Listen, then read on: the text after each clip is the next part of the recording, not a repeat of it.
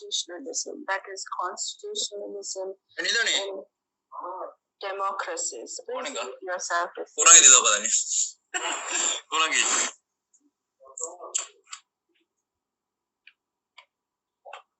That is constitutionalism in democracies.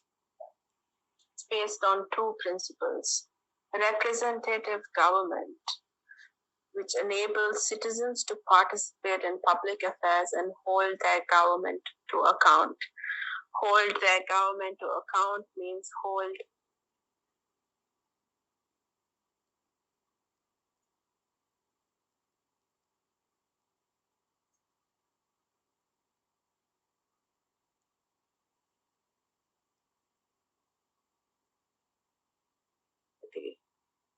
And the second principle is the protection of rights, especially the due process of law, freedom of speech and expression, religious tolerance,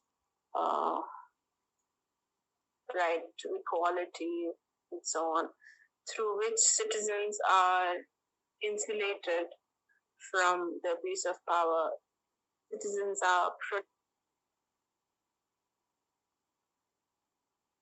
These principles of representative government and the protection of rights can be expressed in terms of inclusivity and contestation. The principle of representative government means it promotes inclusivity, and the principle of protection of rights means there is grounds for contestation where you can file cases against those who have violated your rights, the rights that have been provided under the Constitution, such as the freedom of due process, freedom of speech, right to life.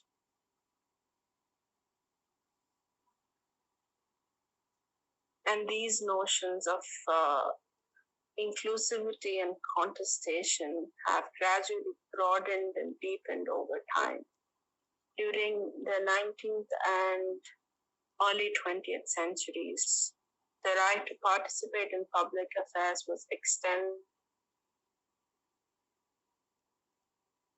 to all men and finally to women as well.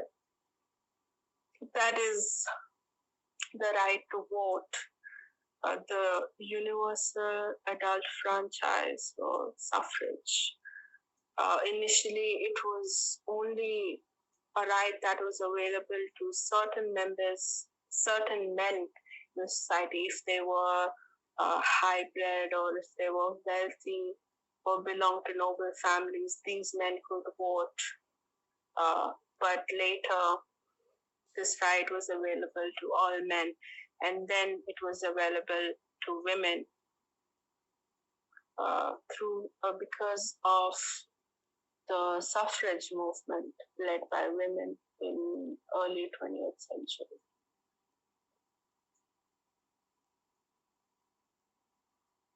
New forms of public participation were also developed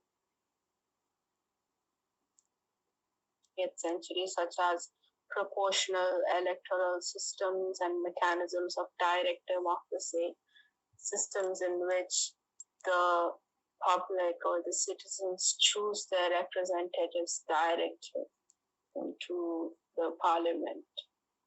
Similarly, during the 20th century, the rights provisions of new constitutions typically became more expansive, with economic, social, cultural, civil, and environmental rights being increasingly recognized in addition to the basic civil and legal rights of older constitutions.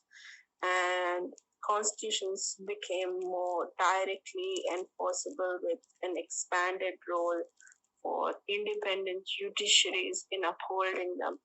Judiciaries now are now given the power to review other branches of the state or other branches of the government. If the parliament exceeds their power that is provided under the constitution, then the most superior court, the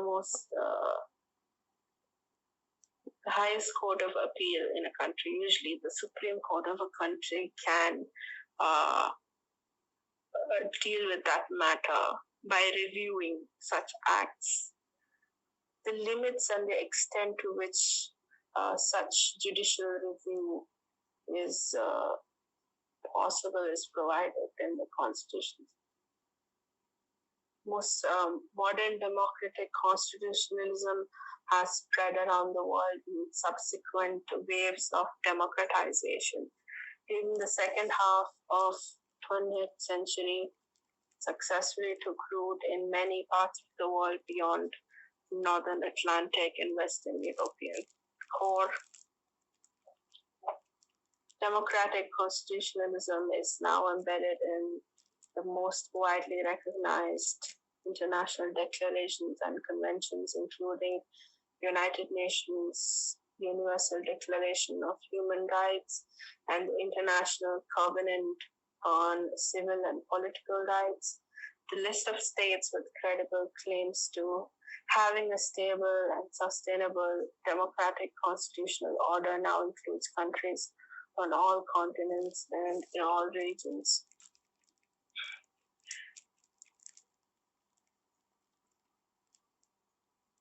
So, the principles of these international conventions relating to human rights, mostly the UDHR of the UN and the International Covenant on Civil and Political Rights, and in Europe, in European countries, the European Covenant on Civil and Political Rights, it's embedded in the constitutions there.